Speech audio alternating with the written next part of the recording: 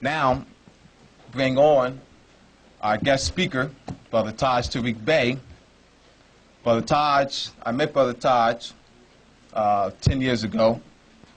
He and I have been working together since then. Today's lecture is titled Driver's License Identification Fraud. Right now I bring you, as you all know, Brother Taj Tarik Bey. Islam Moors.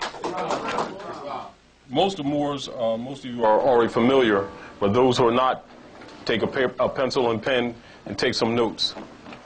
Because we're here today to assist in solving some problems. And one of the problems is the misconception of what a driver's license is and what it's used for. The fraud of a driver's license is not in your interest. When they gave you that driver's license, it was to incorporate you as a corporate person, was not an instrument for identification. Is everyone aware of that? You're aware of that? Everyone aware of that? What we have to do as free Moors is begin a process and a consciousness amongst the people to neutralize that instrument. Some of us use it now because of whatever purposes, to transport, etc., but understand that it's a commercial instrument. It is not your identification, your pedigree, bloodline, anything like that. And you'll notice that all driver's license have it, the nomen written in all capital letters, which you all know, which indicates a corporation, an artificial person, an instrument. All right. Now that instrument comes under excise tax. And excise tax is a system that is set up for corporate activity and for taxing corporations in the capacity of having a privilege or benefit of operating in a corporate capacity, i.e. dealing with mercantile instruments or products of merchandise, sales, etc., and the movement of those things. Now, one thing that you must recognize, and I know you do recognize, are you that? Is anyone a movable instrument? Did somebody manufacture you? Are you a living, breathing being, thinking being? Yes. Well, what the driver's license does, it identifies or tags moving property. And you must understand that. And the reason I'm telling you these things, and the reason we're doing this particular lecture, is because if that's not addressed by the people on a serious matter, it will be used, as it has been used, to profile you, to extract revenues from you as chattel property. And most people are under the impression that slavery in the Union State Society had ended. Well, the driver's license is one of the major instruments that is used politically to sustain slavery. The principle is dealing with electricity, the element of electricity, and the element of water. And water promotes life. And all things in this particular atmosphere needs water to live. And all things are electrical. All things are electrical. They have a certain amount of electrical current going through them. And the principle of currency is based in that, what they call money. And when you look at money, you look at the energy of the three major planets in our solar system, the sun, the moon, the stars, as you see in the Bible, the Quran, WASPI, ancient Sanskrit text. It always says, I leave these signs for you, the sun, the moon, the stars. This is the center of your universe. This is the center of civilization. You look at the economies of the moon, which governs the womb of woman who brings all of us here. You look at the moon revolving around the earth 13 times a year, and the earth revolving around the sun 12 times a year. The energy that relates to these three spheres cause the seasons, it causes the winds, it causes the tides, and it causes your heart to beat in cosmic rhythm. And it causes woman to bring us here. All these effects are there. And in the symbology, you deal with the earth, or you take the E of the earth, and you take the energy of the moon, and you take the moon and you put E on it, and that interaction of that energy is what money is.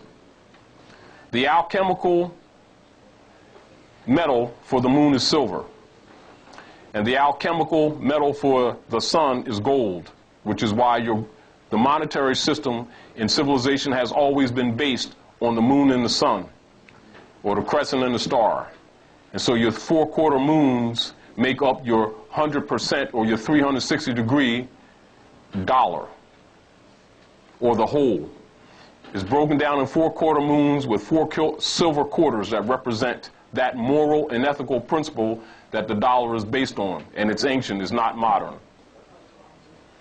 Our violations of those divine principles caused our fall. Isonomy is the principle of equal rights and service to all the citizens in society. By us violating those laws, we fell. The Europeans took our science, our mathematics, our master astrology, and ruled the world. We took on his idol god religions and fell. That's what your problem is. It's not emotional, it's not racism, it's scientific. So you must understand the instruments that are used to maintain the enslavement, because the slave can't be maintained because it's against nature. So the slave must be invited to participate in that construct. A license is an agreement construct for you to stop your waters. Now, from a scientific perspective, if you're going to kill a river and some people live below the flow of the water and you want to take their land, what is one of the things that you do politically in order to stagnate their development and growth? You build a dam, don't you? And you start regulating the water, right?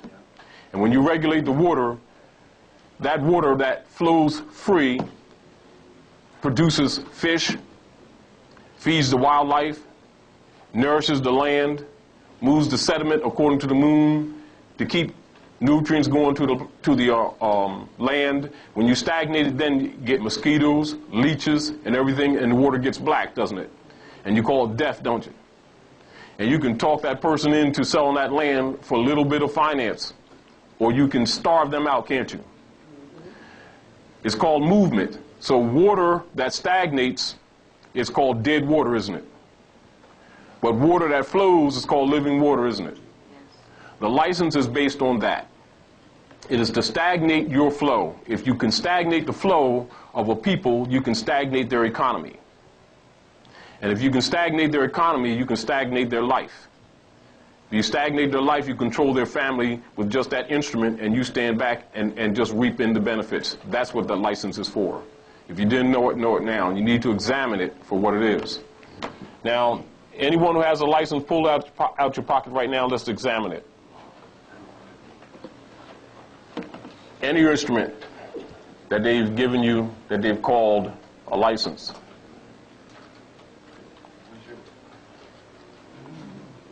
Islam says.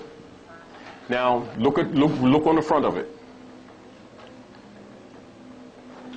and it has a picture that represents you. Correct?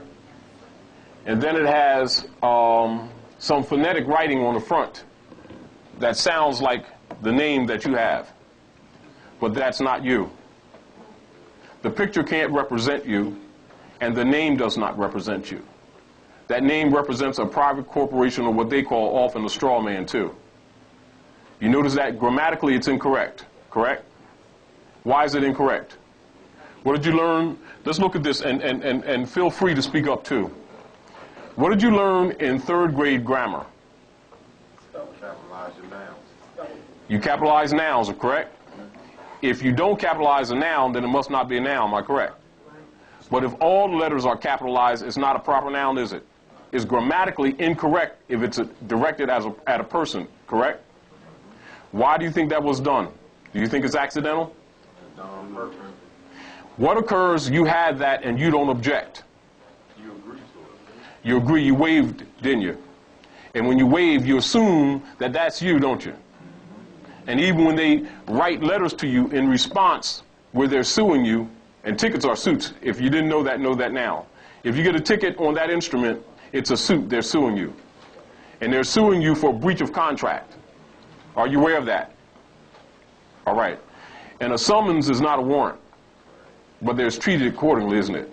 Because it's chattel property. Do you understand that? Now, what I want you to be thinking about right now